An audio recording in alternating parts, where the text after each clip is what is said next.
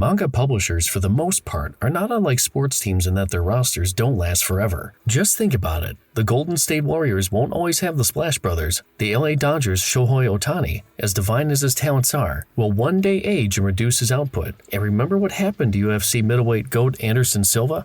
The same goes for Shueisha, arguably the #1 manga publisher in the world, and its admittedly aging roster of hit manga series.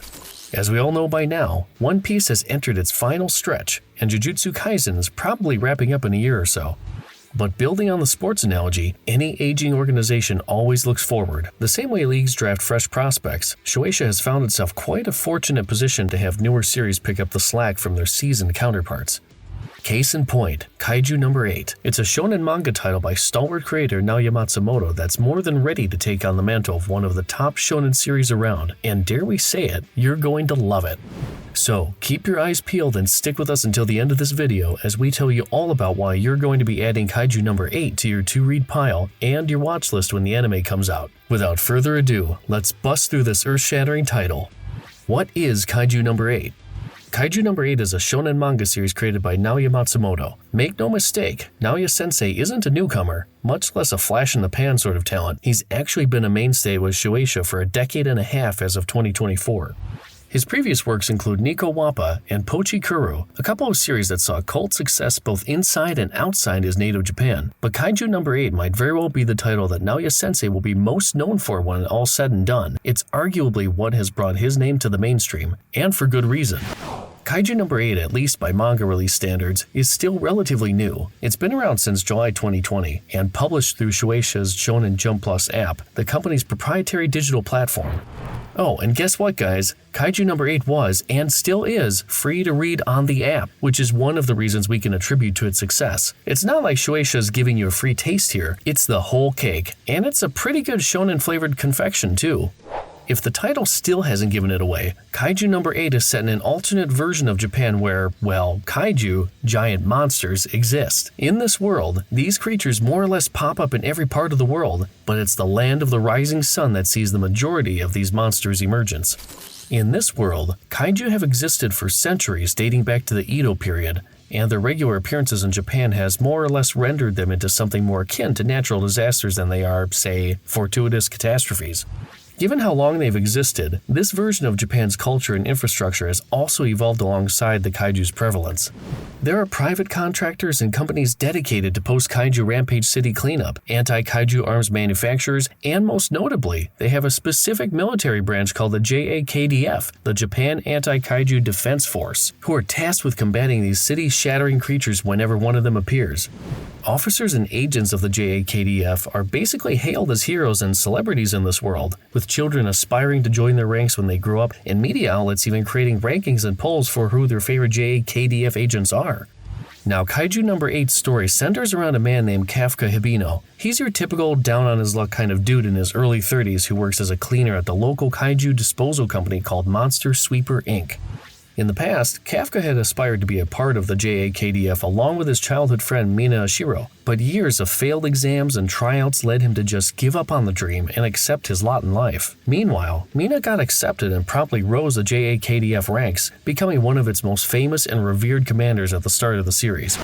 Kafka eventually takes a boy named Rino Ishikawa, a teenage boy who's working part-time at the kaiju disposal company to prepare for his JAKDF entrance exams, under his wing. During one fateful day at the office, he and Rino are attacked by a kaiju after a hard day's work.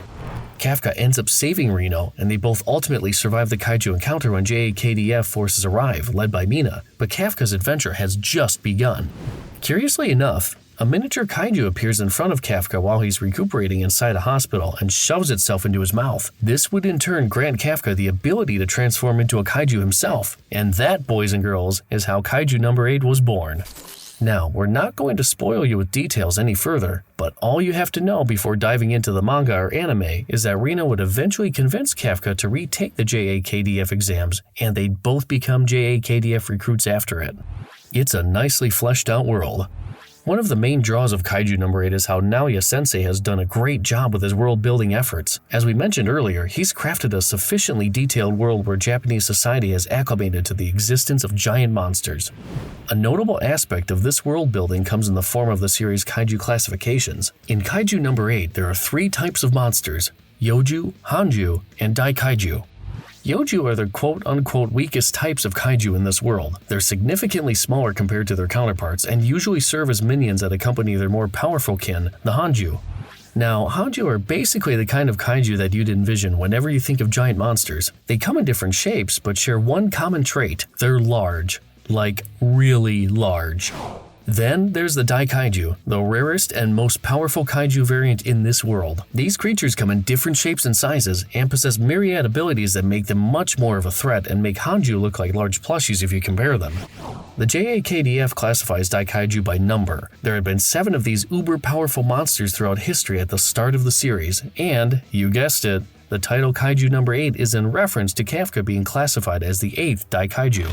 Simply put, Kafka Hibino basically becomes the prototypical chosen one after horking down that miniature kaiju at the hospital.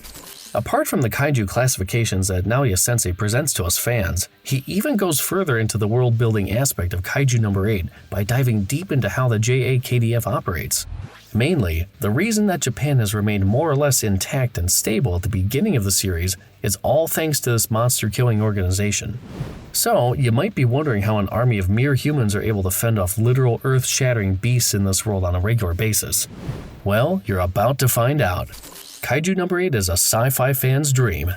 As we told you guys earlier, Kaiju No. 8's version of Japan has fully acclimated to the existence of kaiju. As a result, they have a bustling economy in the anti-kaiju arms manufacturing sector. More specifically, the JAKDF partners up with private arms manufacturers in Japan specializing in these types of weapons. What's more interesting is the fact that these same anti-kaiju weapons and armor that they develop come from the salvaged parts of the monsters that they've previously beaten. And boy, does Naoya Sensei know how to design the hell out of these tech pieces. The standard JAKDF officer uniform is derived from Hanju, and admittedly, they pretty much look the same. It's a snazzy one-piece jumpsuit that allows its user to increase their physical prowess based on their fortitude. It's not entirely unique in this world, but these standard JAKDF uniforms look amazing. It's somewhat reminiscent of the Gant suit. But where Naoya Sensei really unleashes his creativity is with the special suits and weapons derived from the Daikaiju known in this world as numbers suits. You know, because like we said, Daikaiju are classified by numbers here, not names. There's amazing variety and just hands down fantastic design work you'll see here, from number suits lined with a dead Daikaiju's eyes to Valkyrie-like suits of armor that will remind you of Norse myths. Just wow. Oh, and if you're a fan of the whole girls with big guns subgenre of pop culture, you're in luck. You're gonna get more than a healthy dose of that, and more. Kaiju No. 8's Fantastic Beasts. Of course, a title about kaiju is only as good as the monsters themselves, and again, Naoya Sensei doesn't disappoint here. The way he designed each and every one of the kaiju in the series will leave you with no doubt that he takes his cues from some of the greats of tokusatsu, kaiju, and even Kyodai Hero and Sentai genres respectively. And we're not just talking about Kaiju No. 8 himself, the protagonist of the series, who looks like a cross between Kaiman from Dorohedoro and Kamen Rider Black. Even the most minor adversaries like the bug-shaped Yoju or unnamed reptilian Hanju are wonderfully illustrated. Of course, it goes without saying that Kaiju No. 8's big baddies, the Daikaiju, are no exception to this.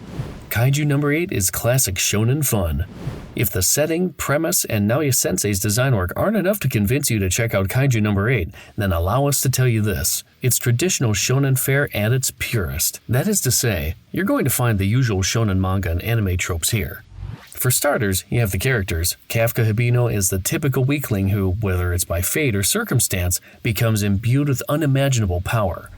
There's Rino Ichikawa, the soft-spoken genius of the bunch, Kokoro Shinomiya, the resident tsundere, or Iharu Furuhashi, that one annoying hot-blooded dude always looking for a rivalry. But that's just barely scratching the surface of these tropes, and you should know that like any good modern manga or anime series, Naoya Sensei manages to flash these characters out and not fall into that one-dimensional trap when it comes to these characters. All things considered, we'd like to say that Kaiju No. 8 is like watching a shonen version of Attack on Titan. That is to say, it's like AOT that's more PG, where all the gore and grim darkness are replaced by dynamic action sequences and more PG themes, and the main character isn't a delusional, self-righteous walking bag of angst who hates babies. So yeah, Kaiju number 8 is fun, people. The Kaiju number 8 anime is going to be a banger. As testament to Kaiju number 8's manga's success, its much anticipated anime adaptation is just a few days away, or has just been released a few days prior as of this video. The TV show is set for release via TV Tokyo, Netflix, and Crunchyroll on April 13th, 2024. The first season will consist of 12 episodes, though details are still scant as to how much of the manga's chapters it'll cover. Our best guess is the anime will be covering the first 2 to 3 arcs, so that's about some 30-odd chapters at most, but take our estimates with a grain of salt.